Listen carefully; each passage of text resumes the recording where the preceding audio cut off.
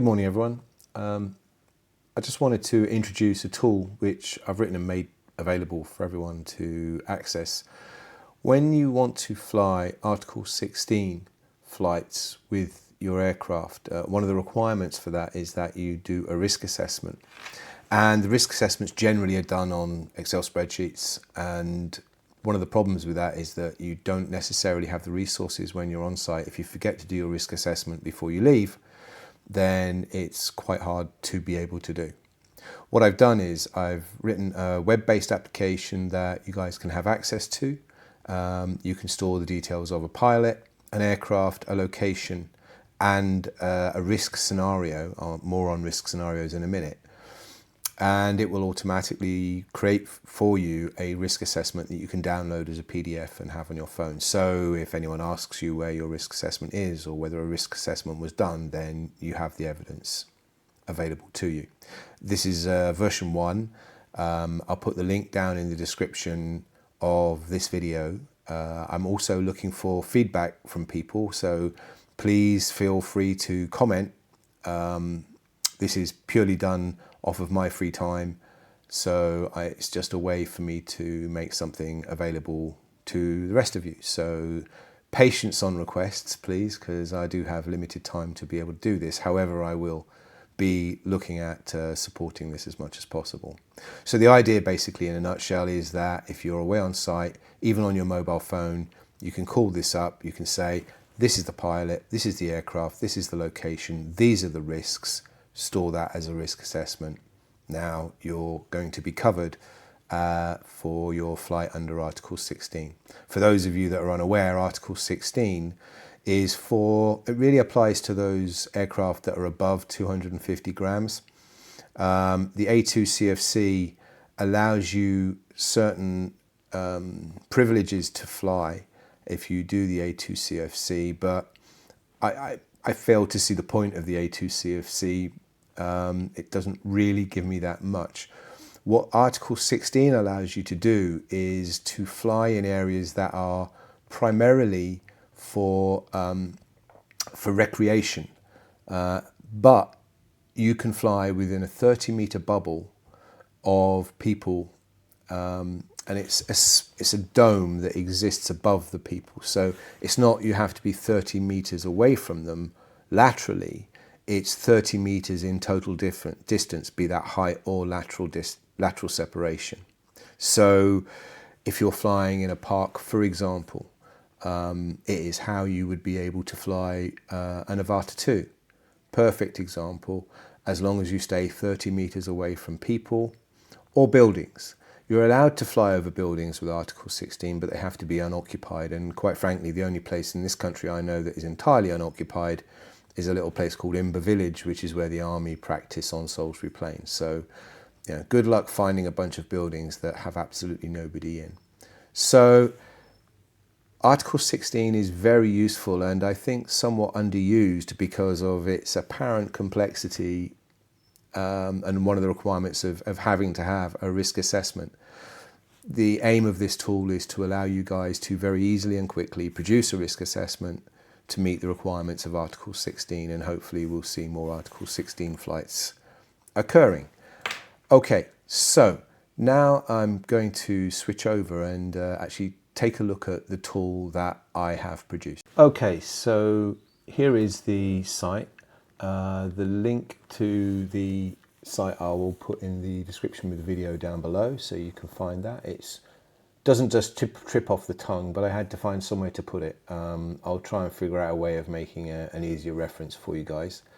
But basically, when you come to the page, what you'll see is a bunch of sections. So you'll see pilot details, right? So you can add a new pilot, you can amend a pilot and resave the pilot, and you have a drop down of known pilots. So if you have more than one pilot, say there are more members in your family that fly, then obviously you would have more than one pilot.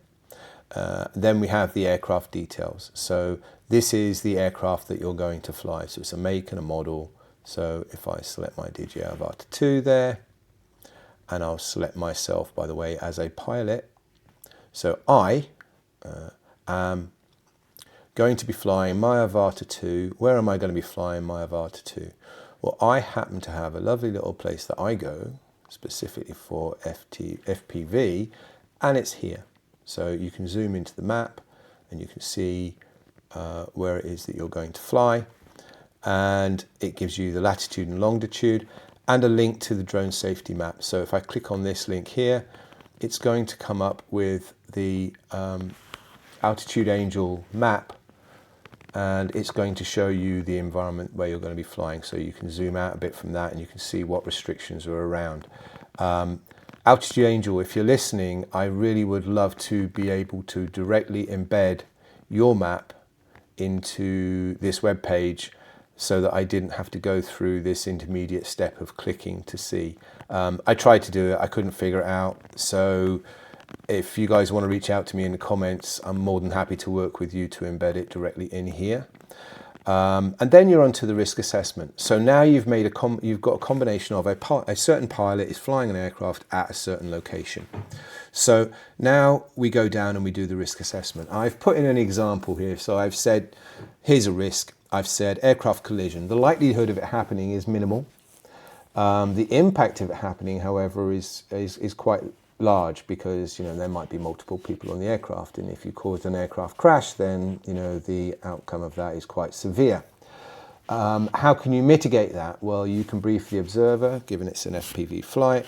We can limit the altitude to as low as possible, and this is a mitigation against that.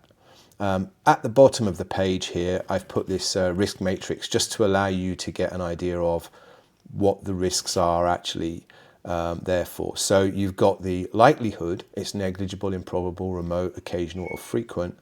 And then you've got what is the outcome if it does occur? Is it trivial? Does someone get a boo-boo? Right? Multiple fatalities, and there's a scale that goes all the way up between them.